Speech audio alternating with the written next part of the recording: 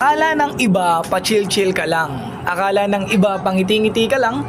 Akala ng iba, patawa-tawa ka lang. Pero yun ang akala nila. Hindi nila alam na sa kabila ng pagngiti mo, pagiging masaya mo, sa likod nun may mga problema na hindi mo alam kung ano yung gagawin mo. Sa likod nun may mga sitwasyon na hindi mo alam kung sino yung lalapitan mo. Wala naman kasi tayong ibang choice kundi ngumiti na lang talaga at tawanan ng mga problema. Kaya yung akala ng iba na pa-chill-chill ka lang, akala ng iba na wala kang problema, yun ang akala nila. Hindi ba pwedeng magaling lang talagang magdala?